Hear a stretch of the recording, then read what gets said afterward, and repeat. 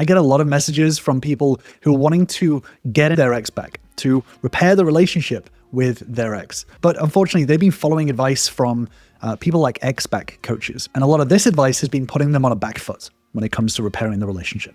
Now, as a relationship coach, my aim is to help people repair relationships in a healthy way. The problem is that a lot of this ex-back advice is red ocean strategy. Whereas if you want to repair a relationship and you want to become the best version of yourself, you need to create what we call a blue ocean strategy. So in this video, I'm going to break down the difference between red ocean and blue ocean strategies for repairing and building relationships, and how focusing on a blue ocean strategy will have the biggest impact on reattracting an ex-partner.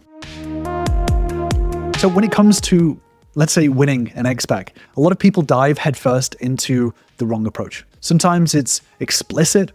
They are fighting for their ex-partner. They are begging their ex-partner. But sometimes it's a lot more subtle. It's neediness. It's feeling sorry for yourself. But ultimately, these strategies end up competing in a bloody, desperate battle for scraps of attention. Ultimately trying to fight for the limited attention of your ex-partner in the same way that a lot of other potential partners are doing. I want to break down exactly what is a blue ocean strategy versus a red ocean strategy. So these two terms appeared in business. In business, if you are competing in a red ocean, this means that everyone is fighting for the same scraps. Everyone is doing the same thing in a very saturated space, trying to use the same tactics to get the same results. Your product is similar to other people's, your marketing is similar to other people's, your customers are all the same customers. Whereas in a blue ocean, if you carve yourself a product that sits by itself, that is completely different to everything else that's out there, the marketing becomes very, very easy. It's very clear that you are so wildly different and being able to provide very different needs that you don't need to fight for scraps. You don't need to be around all of those other people fighting for that same stuff. And this is why when you approach yourself in this blue ocean strategy kind of way, your whole entire process changes. The red ocean is a space where everyone is doing the same things, following the same tired playbook, and ultimately drowning in mediocrity. And that's what, unfortunately, a lot of this ex-back advice ends up doing, is that it ends up giving you the same script, the same tactic that everyone else is doing to try to attract someone. But it ultimately ends up falling short. But if you want to truly reattract your ex back, you need to ditch this red ocean strategy and step into the blue ocean. In the blue ocean, there's no competition because you've created something so irresistible, so unique, and so untouchable that your ex sees you differently, not as someone begging for her attention, but as someone who she can't help but notice. The key difference is that in a red ocean, you're competing for her time, her energy, chasing, pleading, being needy. Whereas in a blue ocean, you're creating a version of yourself so magnetic, so self-assured, so high value that she comes to the conclusion that actually you're competing in a completely different space. Ultimately, building reattraction back. I want to just talk about the trap that most people fall into when they go through a breakup or they're going through a breakup and why it becomes so toxic. Because let's be honest, a lot of guys screw this up from the very beginning because they're relying on these tired, ineffective strategies that are rooted in desperation. Usually what happens is one or multiple of a few things. Over-communication. So blowing up your ex's phone with texts, calls, apologies. This in itself screams needy, and it reinforces that you're not really someone that she wants to be with. Because ultimately, when you're constantly in a space of desperation, what this says to your partner is that you're actually going to be quite difficult to be around. If they re-engage in a relationship with you, they're going to constantly need to look after you, to constantly reassure you, to constantly tell you that things are okay, that you're going to constantly be in this space of worry and desperation. Or sometimes trying to repair a relationship, guys can fall into this over-explanation. So when you know that you've not done that well in the previous relationship, you can get this idea in your head that simply explaining yourself, simply talking through logically why you did those things and why your partner should take you back is going to somehow convince your partner to come back to you. Thinking that you can reason your way back into your ex-partner's heart. But this isn't how it works. Emotions are not logical. And this isn't to say that your partner isn't logical, but trying to argue her into loving you is going to be a losing game. Ultimately, logically, she may understand why you did those things, but it doesn't make any difference to the way that she feels. So over-explaining is going to cause massive problems in trying to reattract your partner back. And ultimately, it's actually going to push her further away. But most of all, A lot of guys can fall for this victim mentality. So when you get broken up with, suddenly flipping and acting like you were the one who was wronged, or that your partner owes you a second chance, actually makes you look very weak, and it kills attraction. You can get into this mindset of feeling sorry for yourself, acting like you are a victim of your ex-partner. What happens is that this can get you out of this relationship mindset and into this individualistic survival mindset. Because if you think about it, if you see yourself as a victim, then that means that there needs to be an antagonist. And what happens is that you make your ex-partner this antagonist. So you either feel sorry for yourself and beaten down and get into this needy idea, or you end up overcompensating, rising up and saying, well, I actually don't need you, and you owe me a second chance because you just didn't take this chance on me, and end up trying to force your way back into your partner's life. Every act of desperation reinforces to your ex that leaving you was the right decision. And this is going to be tough to hear, but it's the truth. And knowing the truth is going to help you in order to be able to do things more effectively moving forward. The ultimate consequences of all of this is that when you chase, you beg, or you act out of fear, you don't make your partner reconsider. You actually reinforce a lot of those worries and those fears that they've had in the first place. You know, if you think about the thought process of all the things that your ex considered in breaking up with you, all the worries of how you may react, of how you may respond, all the pros and cons, and the thought process. This wasn't something done on the spur of the moment. There was a lot of considerations.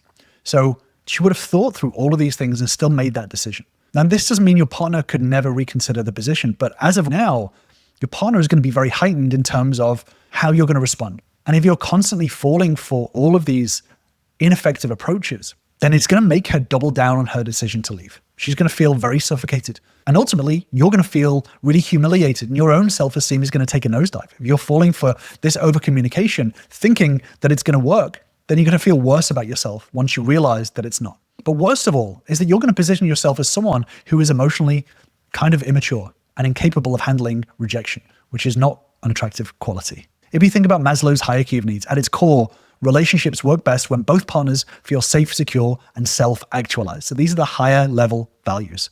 If you're constantly trying to win your partner back whilst not actually fulfilling your own lower level values, building your confidence, your stability, your independence, you're not operating from a place of strength. So if you think about it, if your partner sees you with a big gap in the lower level values, it's going to be very difficult to trust that you're going to be able to support her in her pursuit of higher level values. So you need to be focused on meeting your own needs before you can even think about being able to support meeting hers. So how does this all apply to this blue ocean strategy? Well, in business, if you are competing in a red ocean, this means that everyone is fighting for the same scraps, doing the same thing in a very saturated space, trying to use the same tactics to get the same results. Your product is similar to other people's, your marketing is similar to other people's, whereas in a blue ocean, if you carve yourself a product that sits by itself, that is completely different to everything else that's out there, the marketing becomes very, very easy. It's very clear that you are so wildly different and being able to provide very different needs that you don't need to fight for scraps, fighting for that same stuff. And this is why when you approach yourself in this blue ocean strategy kind of way, your whole entire process changes. So how does this apply to reattracting an ex-partner? The beauty of the blue ocean strategy is that it's not about chasing your ex-partner or competing with every guy that is ever going to be interested in your partner. It's about creating a completely untouchable version of yourself that eliminates competition altogether.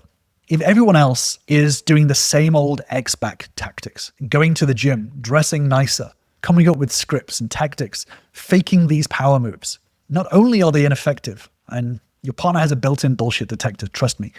Not only is it ineffective, you're also lowering your value to such a level that you're putting yourself in the same ballpark as everyone else. If you want to show that you're different to everyone else that's out there, how is doing the same thing that everyone else does going to show that? It's not, right? So by focusing on self-actualization, the higher level needs within humans, and being able to provide that value, that puts you head and shoulders above the rest. So what do you need to do in order to create this blue ocean strategy? Well, the first thing you need to do is shift your mindset away from this victim mentality. So stop thinking of yourself as the victim of a breakup. You know, your ex-partner didn't do this to you. You co-created your relationship, and you have a choice. You have a choice to grow from it, or you have a choice to keep doing the same thing that everyone else is doing. to feel bad, and then to go to the gym for a bit, and then try to dress for a bit, and then reach out in a needy way, get rejected, and then throw your hands up and say, well, I didn't want her in the first place anyway, I'm just going to move on. That's what everyone else does. If you want to change the feedback loop and you want to do things differently, then you need to do things differently. Don't pretend that you're doing something different and then do the same as everyone else. So instead of asking, how do I get my ex-partner back, shift to, what kind of man do I need to become truly untouchable, to become an incredible partner regardless? You know, your confidence doesn't come from chasing an ex-partner. It comes from knowing that you're going to be in a great place, whether your partner returns to you or not. So you're not a victim of your ex-partner's choice. You're an architect of your own transformation. And that's down to you. That's your responsibility to take control of your transformation and grow from this situation. In this way, you win no matter what. Either your ex comes back to you and you're able to craft a thriving relationship, or your ex doesn't come back to you, but you're still able to craft a thriving relationship. The next thing to do is to shift your actions towards responsible growth. So focus on self-mastery, improve your health, refine your relationship skills, switching your mindset, and building yourself a life that you love. Becoming a high-value partner is about being focused, driven, and passionate about the person that you want to become. So take responsibility for the role that you played in the breakup. Were you emotionally unavailable? Did you lack ambition? Identify your weak points and start to work on fixing them. Now, this isn't a matter of pretending that these weak points are fixed. So when you're trying to reconnect with your ex-partner, don't get into this mindset that you need to pretend that you fixed all of these problems, because again, your partner has a bullshit detector that's very, very sensitive and knows when you're lying and when you're faking it. Don't bullshit yourself, don't bullshit your partner.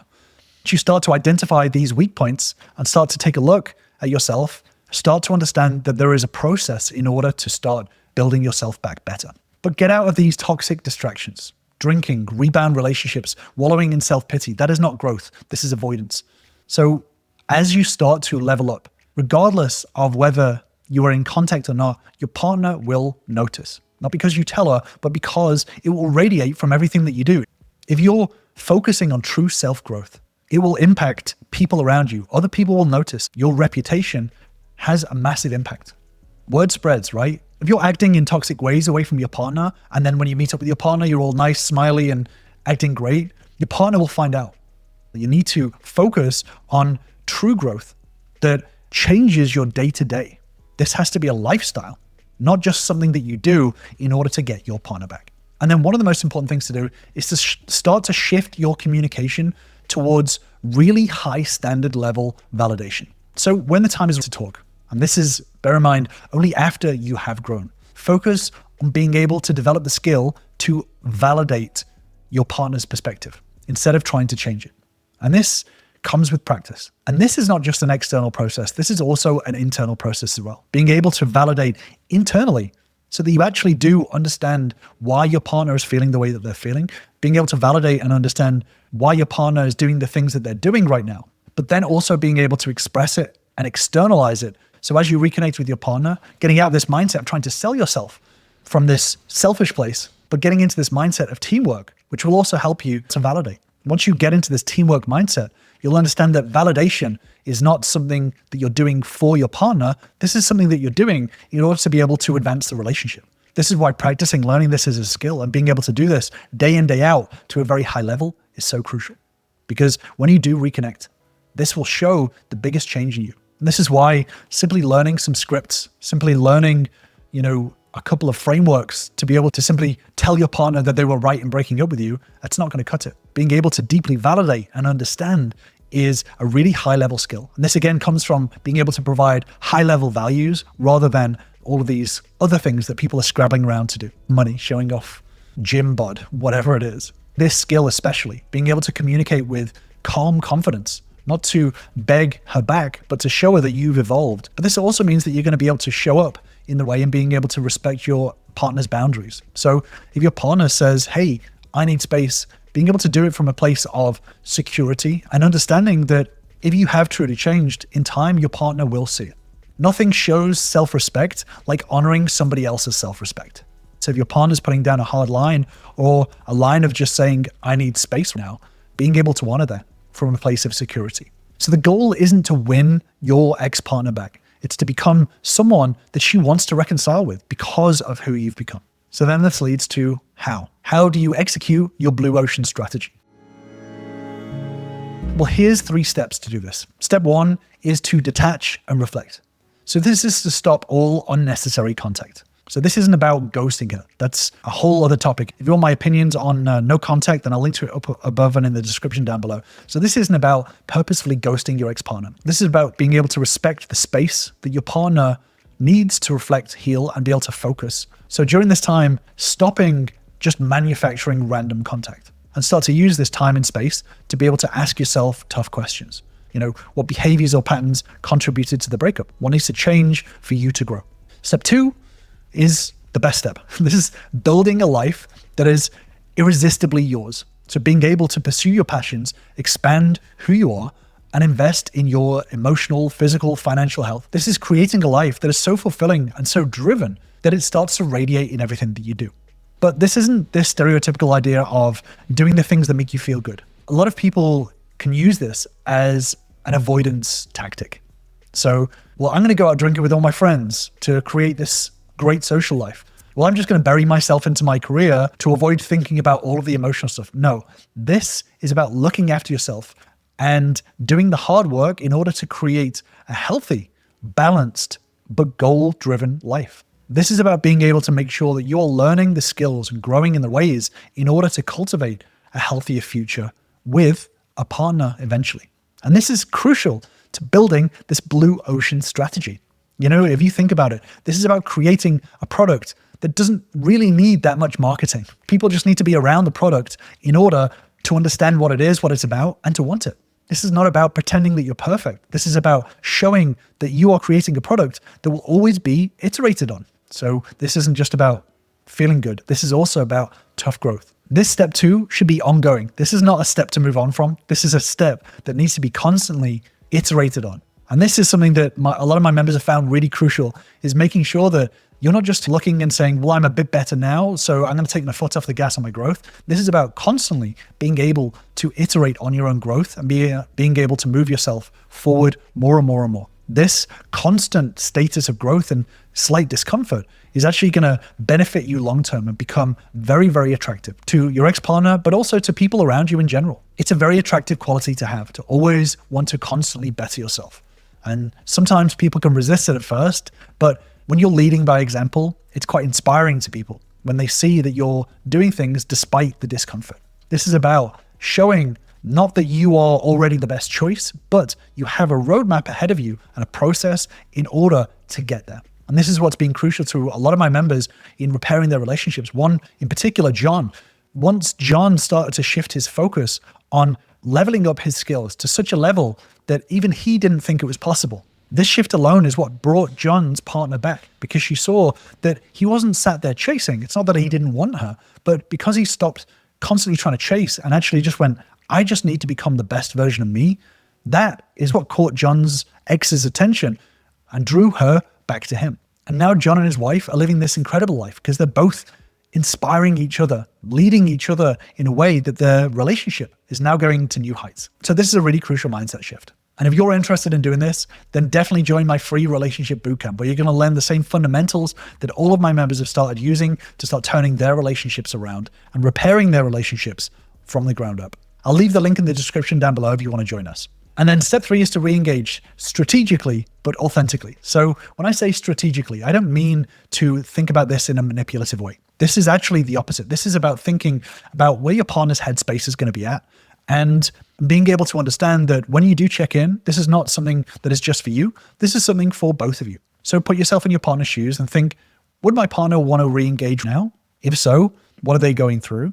So the goal of communication should always be to understand and to be understood. The weight of most communication should be to understand. The more that you understand of people, the better the relationship's going to be. So as you've been growing, take an honest look at yourself and think to yourself, how much have I actually grown? What level have I grown to? Is this something that Chris would think is a high level of growth? So whether you're in contact or not, when you feel ready and you feel like your growth is at a good enough level, but you also have a clear path forward, you can initiate contact with your ex-partner. But this isn't about having heavy conversations or putting pressure on.